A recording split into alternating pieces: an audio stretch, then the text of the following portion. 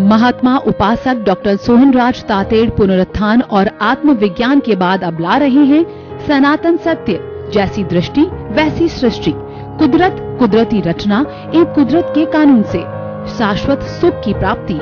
Log in करें www.drsohanrajtater.com, YouTube channel doctor Sohanraj Tated, play store से download करें mobile app doctor Sohanraj Tated.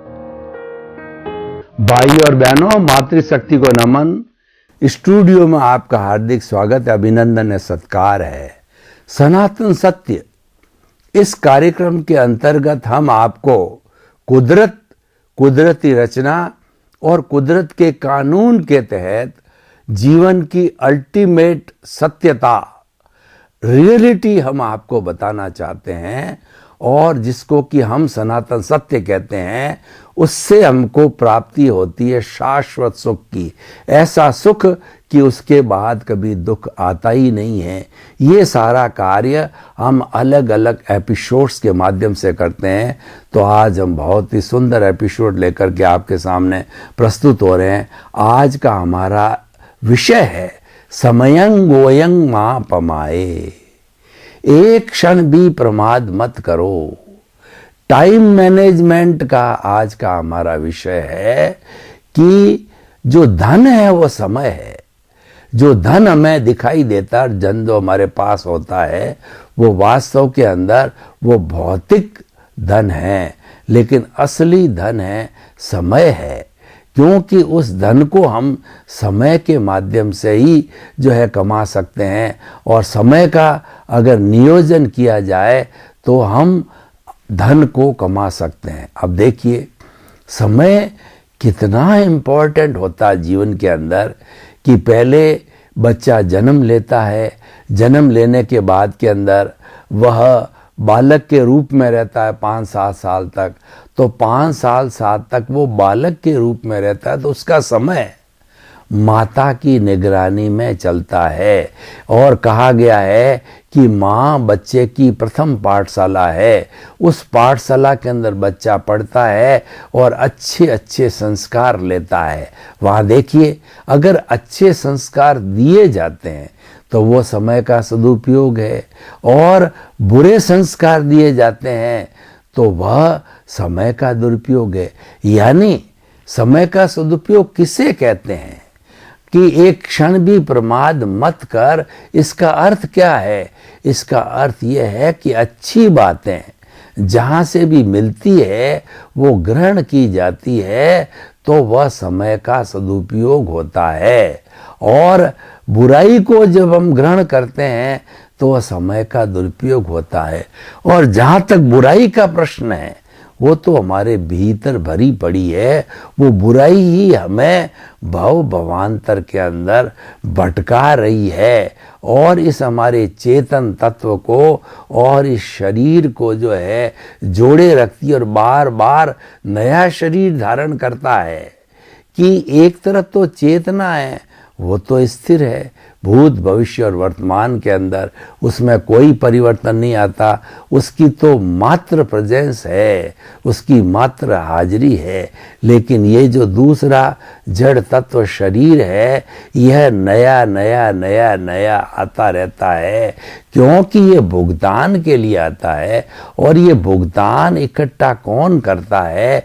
इसका जो सोर्स है वह है राग द्वेष, वो है कॉजल बॉडी, लिंग शरीर, कार्बन शरीर। वो घटता रहता है, बढ़ता रहता है, और वही अज्ञान है। उसी के कारण ही ये शरीर मिलता है, मन बुद्धि और चित्त अहंकार मिलता है। मेन जो बाहरी जगत का या हमारे शरीर या शरीर से जुड़ी हुई कोई भी अवस्था को देने वाला जो है, वह हमारा जो भीतर जो राग द्वेष है, जिसको कई लोग मात्र अहंकार भी कहा करते हैं, कई लोग कषाय कहते हैं, कई लोग इसको पुण्य पाप कहते हैं। कुछ भी कहा जाए, वो सारा अज्ञान है। ये अज्ञान ही जो है बार बार हमें भटकाता है। अगर उस अज्ञान को ज्ञान के अंदर बदल दिया जाए तो ये समय का सदुपयोग होता है। तो हम कहना चाहते हैं कि समय को सदुपयोग करने के लिए ज्ञान को समझो, विज्ञान को समझो। विज्ञान का अर्थ होता है किसी भी वस्तु के व्यवस्थित ज्ञान को विज्ञान कहा जाता है। और विज्ञान भी सनातन होता है कि हम कोई व्यवस्थित शक्ति, कोई वस्तु के व्यवस्थित ज्ञान को समझते रहते हैं तो वह विज्ञान कहलाता है। इन सब बातों के लिए हमको टाइम की आवश्यकता होती है। देखिए, कोई भी कार्य हम जीवन के अंदर करें तो उसके लिए समय, श्रम और धन की आवश्यकता हो गई। तो ये जो श्रम से जो फैक्टर है वो आज हमारा विषय है कि जो लोग टाइम मैनेजमेंट करते हैं, एक क्षण भी प्रमाद नहीं करते हैं, आलस्य में नहीं गमाते हैं, उनको सफलता मिलती है। क्योंकि आलस्याणाम शरीरस्थो मान रिपु, जो आलस्य है वो इस मनुष्य के शरीर का बहुत बड़ा दुश्मन है। क्यों दुश्मन है? कि वो समय को नष्ट कराने वाला है। हम सोते रहते हैं तो हमारा समय नष्ट होता है। सोना भी जरूरी है, क्योंकि स्वास्थ्य के लिए हम जब काम करते हैं तो हमारे इस शरीर के अवयवों के अंदर टूट फूट होती है। उस टूट फूट की रिपेयर के लिए नींद, विश्राम एक ऐसा जो है भगवान ने सिस्टम बनाया है कि व्यक्ति नींद ले लेता है, विश्राम कर लेता है, तो जितनी भी टूट फूट हुई है वह सारी रिपेयर हो जाती है, वो एनर्जी को पुनः गेन कर लेता है। तो हम बात ये करना चाह रहे हैं कि आप समय पर ध्यान रखिए और टाइम मैनेजमेंट कीजिए। हम टाइम मैनेजमेंट करने के लिए क्या करें? सबसे पहले तो आप देखिए कि भगवान ने इस सृष्टि के अंदर 24 घंटे सबको दिए हैं। 24 घंटे में आप अधिकतम देख लीजिए कि 8 घंटे तो हमारे सोने के समझ लीजिए, शारीरिक कार्यों के 4 घंटे, 12 घंटे चले गए, तो पीछे हमें मैक्सिमम एक व्यक्ति एवरेज 2 दिन के अंदर हमेशा रेगुलर काम करने वाला एवरेज 12 घंटे मान लो। तो 12 घंटे का नियोजन कैसे करना? उस नियोजन करने के लिए सबसे पहले हमारे सामने लक्ष्य होना चाहिए। जीवन का जब तक लक्ष्य नहीं है तो आप समय का नियोजन कैसे करोगे? तो वो तो लक्ष्य विहीन जीवन हो गया। वो तो पशु पक्षी और अन्य प्राणी गंवाते ही, एक मनुष्य ही ऐसा प्राणी है जो कि जीवन का प्लानिंग करके और जीवन को अच्छा बनाने का वो कार्य कर सकता है। यानी वह अपने जीवन का लक्ष्य बना सकता है, मोटो बना सकता है, एम बना सकता है। तो हमने एम बनाया और महापुरुष ऐसा कहते हैं कि आपका लक्ष्य जो है इतना ऊंचा होना चाहिए कि आपका हाथ भी नहीं लगे। कोई बात नहीं, हमारा हाथ नहीं लगेगा तो हम बार बार कोशिश करेंगे हाई जंप लगाने की, तो कभी तो हमारा हाथ लगेगा। तो कहने का अर्थ क्या है कि समय तो वो फिक्स है, 8 घंटे या 12 घंटे काम करने के हर एक को वही मिलते हैं। लेकिन जिसका लक्ष्य बड़ा है, रिलायंस वालों का लक्ष्य बड़ा है, तो वो भी काम तो 8-12 घंटे ही करते हैं, क्योंकि 24 घंटे से अतिरिक्त किसी ने जो है काम जो भगवान ने दिए ही नहीं है।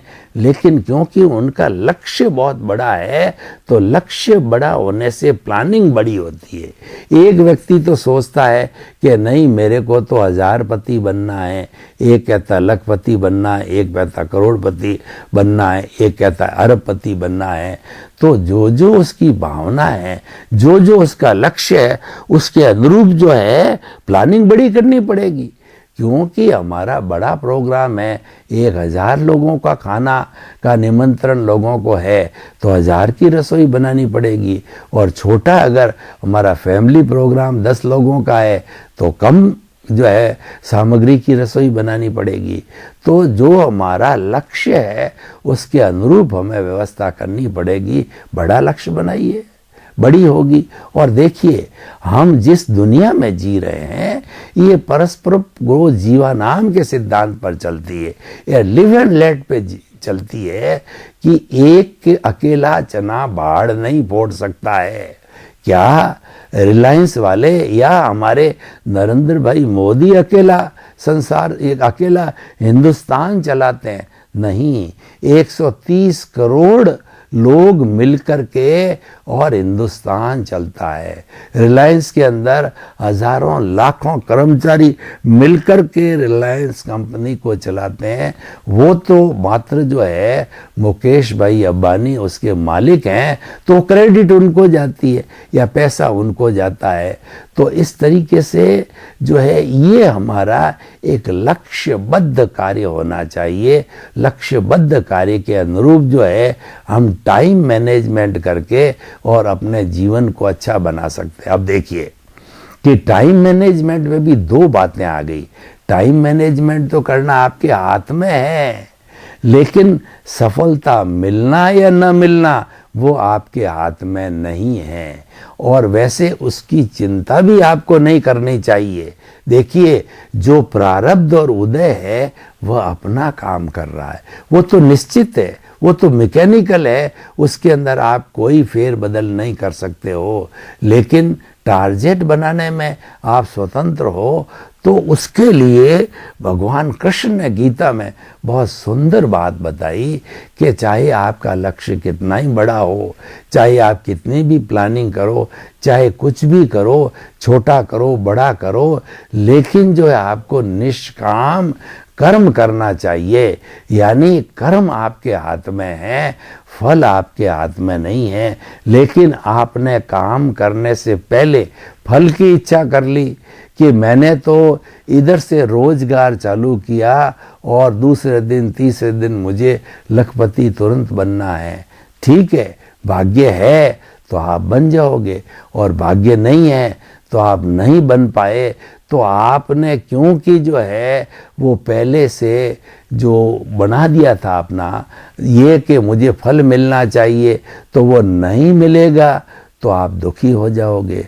और दुखी भी कई कदर से होता है आदमी, छोटा दुख होता है, बड़ा दुख होता है। बड़ा दुख में आदमी कुछ का कुछ कर बैठता है, सुसाइड तक कर बैठ जाता है, मरने को तैयार हो जाता है, इतना डिप्रेशन में चला जाता है क्योंकि उसको मंजिल हासिल नहीं होती है। इसलिए हमारे जीवन में कोई एडवर्स काम ना आए, तो हमारे जीवन में कोई एडवर्स परिणाम ना आए, तो चेक कीजिए टाइम मैनेजमेंट के साथ में फल की इच्छा नहीं करना, क्योंकि हमारे हाथ में नहीं है फल। पुरुषार्थ हमारे हाथ में है, फल तो हमारे कर्मों के अधीन है, फल तो हमारे भाग्य के अधीन है। अगर हमारा पुण्योदय है फल मिल भी जाएगा, मिले तो भी अच्छा है, न मिले तो भी अच्छा है, क्योंकि मैंने तो अपना काम कर लिया।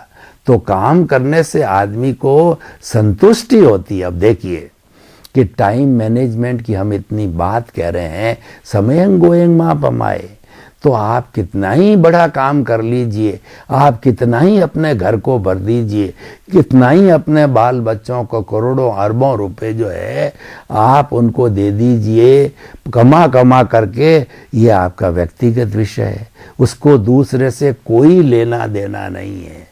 परिवार के सदस्य के अतिरिक्त जो है आपके पास करोड़ों अरबों, आप खुश होइए, आप आनंद मनाइए, उससे जनता को क्या फायदा है, उससे समाज को क्या फायदा है।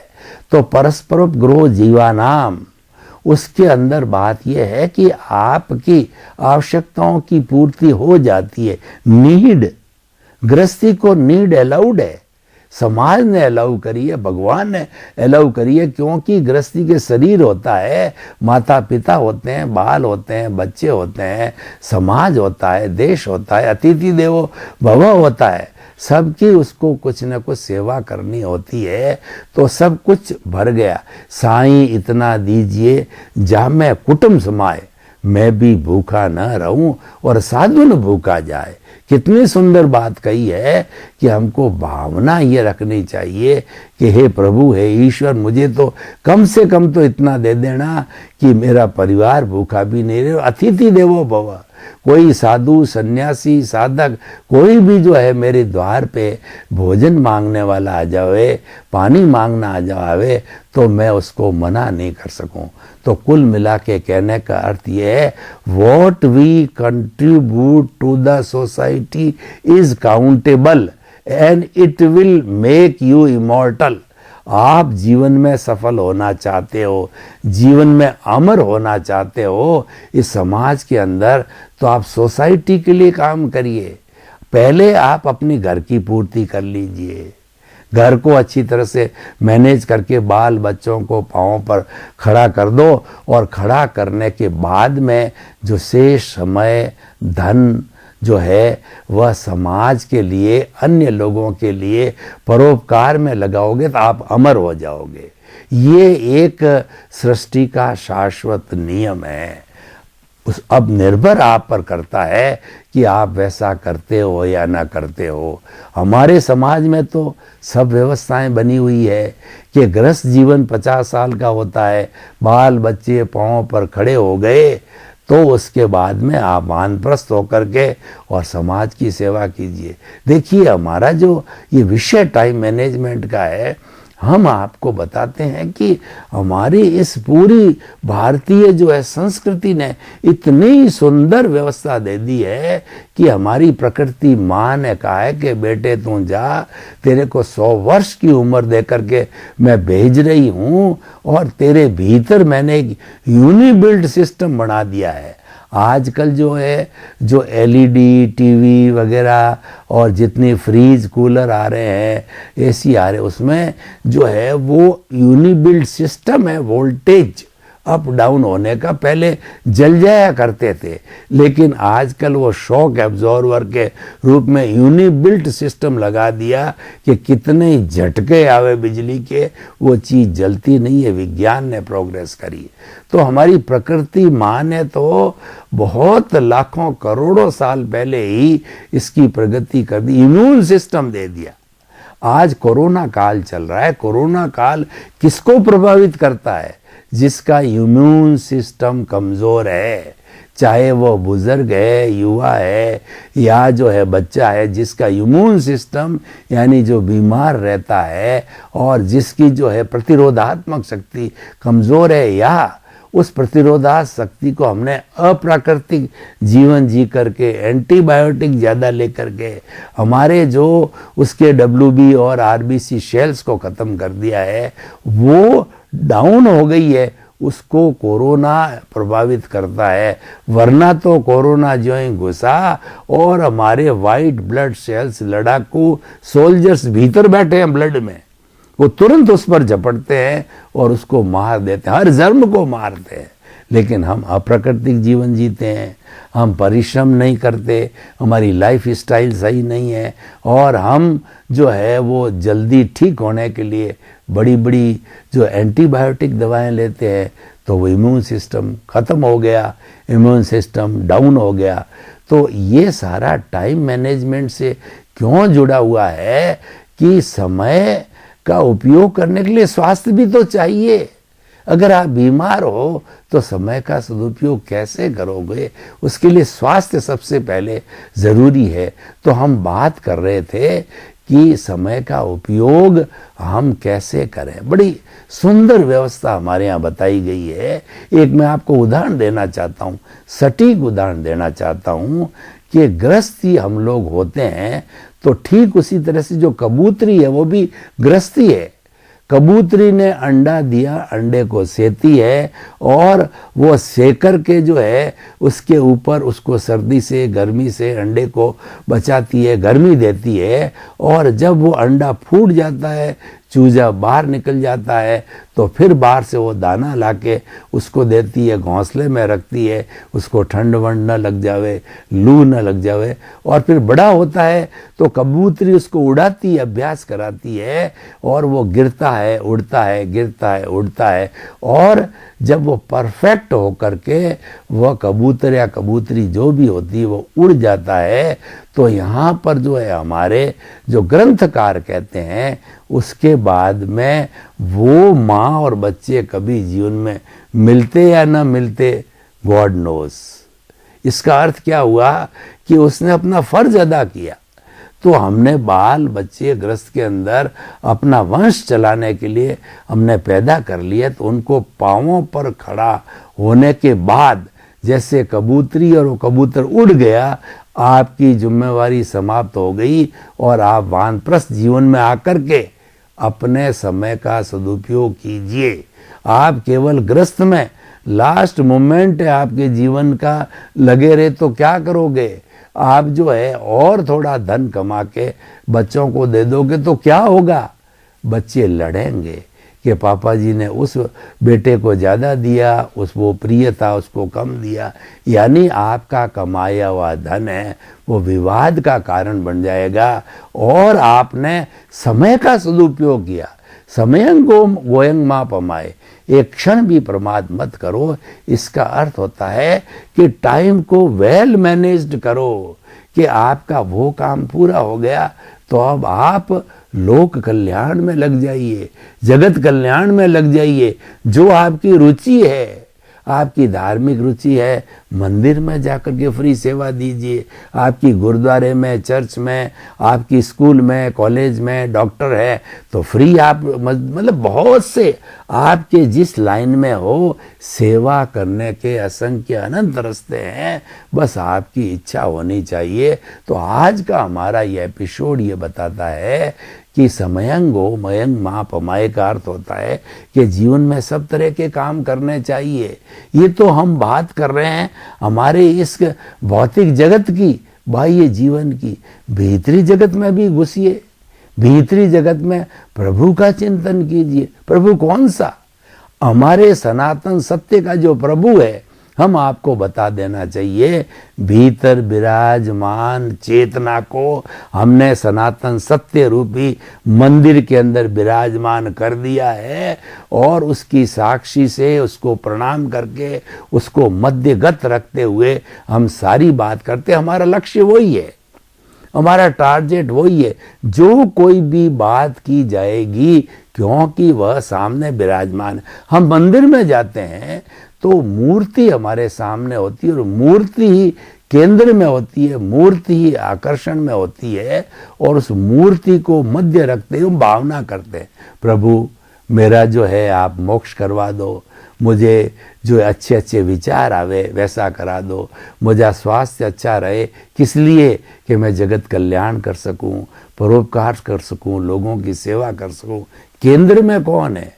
केंद्र के अंदर मूर्ति भगवान है। तो सनातन सत्य के केंद्र के अंदर भीतर विराजमान जीवित जिंदा भगवान है, उसकी हम बात करते हैं। तो आप जो है समयं गोयं मा पमाए, इसका अर्थ क्या है कि आप उसको भी मत भूलना, आप उसको भी याद करो जो है 58 घड़ी काम की और 2 घड़ी राम की। 24 घंटे में 20-20 मिनट की घड़ी मानते हैं तो 2 घड़ी राम की। राम क्या? भीतर बैठा राम, क्योंकि राम है, कृष्ण है, महावीर है, ईसा है और जरस्तत है और मोहम्मद साहब है, 33 करोड़ देवी देवता है। ये सब इसमें से निकले हुए हैं और इसी में ही समाते हैं।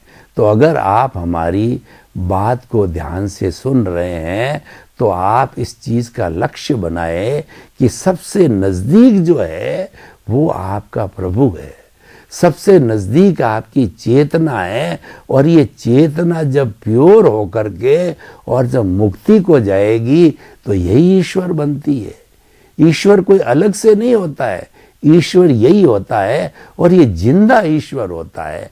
आप स्वयं जो है इसी शरीर में रहते रहते जो है जिंदे ईश्वर बन सकते हो। कब बन सकते हो? कि ईश्वर को बनाने में जो आपको रोके रहा है, जो रोक रहा है, उसको साफ कर दो, उसको हटा दो। रास्ते के अंदर जो व्यवधान पैदा कर रहा है वो व्यवधान है अज्ञान, वो व्यवधान है राग द्वेष, वह व्यवधान जो है कषाय है, उसको हटा दीजिए। प्रभु के दर्शन हो जाएंगे, आप प्रभुमय हो जाएंगे, आप खुद ईश्वर हो जाओगे। राम ने उसको हटाया, ईश्वर होया। कृष्ण ने उसको हटाया, ईश्वर हो गए। महावीर ने उसको हटाया, वो भगवान बन गए। 24 तीर्थंकरों ने सबने हटाया, वो इसी औदारिक शरीर में जीते जागते भगवान बन गए। तो अब मैं इस पूरे मेरे एपिसोड को जो है ओपन टू दी ऑडियंस करता हूँ। देखिए, जब कोई भी विषय ऑडियंस के सामने खुला नहीं होता है, उनके विचार, उनकी जो प्रतिक्रिया, उनकी जिज्ञासा, उनके प्रश्न नहीं आते हैं, तो वह विषय होलिस्टिक नहीं होता है। तो होलिस्टिक बनाने का हम ये कहना चाहते हैं कि जीवन में एक क्षण भी प्रमाद मत करो। तो सर्वे भवन्तु सुखिनः, सर्वे सन्तु निरामया। जगत के सब जीवों को सुख मिले, शांति मिले, आनंद मिले। बहुत बहुत शुभकामनाएं। महात्मा उपासक डॉक्टर सोहनराज तातेड़ पुनरुत्थान और आत्मविज्ञान के बाद अब ला रहे हैं सनातन सत्य, जैसी दृष्टि वैसी सृष्टि, कुदरत, कुदरती रचना, एक कुदरत के कानून से शाश्वत सुख की प्राप्ति। लॉग इन करें www.drsohanrajtated.com